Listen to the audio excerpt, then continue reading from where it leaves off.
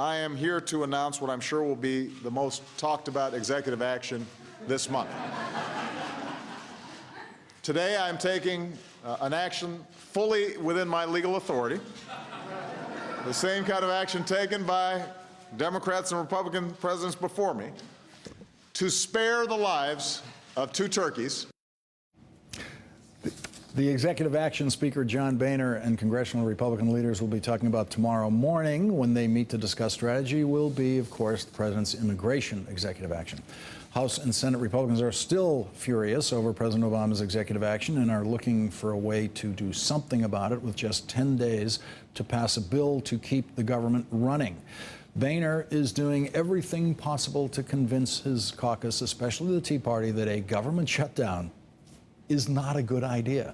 According to today's New York Times, Republican alternatives include cutting off funding for federal immigration services or Senate Republicans refusing to confirm presidential nominees, including Loretta Lynch as Attorney General. Rich Lowry, the editor of the Conservative National Review, had this idea. If I were John Boehner, he said, referring to the House Speaker, I'd say to the president, send us your State of the Union in writing. You're not welcome in our chamber. Joining me now is Robert Costa, national political reporter for The Washington Post. Robert, might we not have a big State of the Union address next year? I think the president will be invited to come to the House. That is just talk you hear on the hard right, not in the mainstream part of the Republican Party. But you're certainly seeing a lot of pressure from national Republicans, establishment Republicans, to not have a showdown. I staked out a fundraiser today on Capitol Hill, attended by Jeb Bush, looking at running for president. Mitch McConnell was there, the soon-to-be majority leader. Bush, in his private remarks, urged officials and donors to not have a shutdown, to just fund the government and move on. And what are the chances of these Republican leaders being able to get that done, having to control a Tea Party faction at the same time? It's going to be very difficult. Tonight, House Republicans returned to the floor. They had a series of evening votes. And on the floor, Boehner huddled with Hal Rogers, the Appropriation Committee chairman.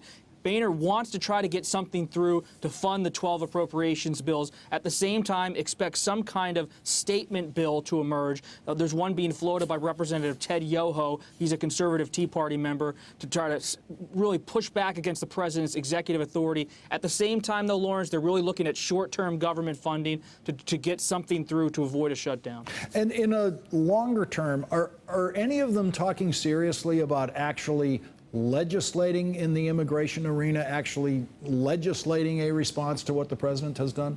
Sure. Leaving the meeting, Senator Rob Portman of Ohio told me that the only logical step for Republicans to take is not a shutdown or not some kind of fiscal standoff right now, but to pass standalone Republican bills early next year. They're going to have both chambers of Congress. Can Republicans come together with any kind of message on immigration besides anger? That's going to be the challenge next year for Boehner and McConnell.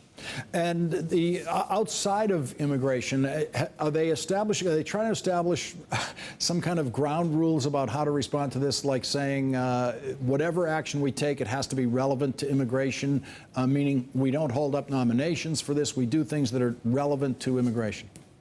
Privately, you're hearing no talk of censure, no talk of impeachment, but there's not a real pushback from the leadership, because the leadership in both the Senate and the House, they're wary of hitting the conservatives too hard because they know the fury is still there. They're trying to handle this in a very delicate way, almost slip through government funding in December, then try to fight early next year when they seem like they have more of a grip on power.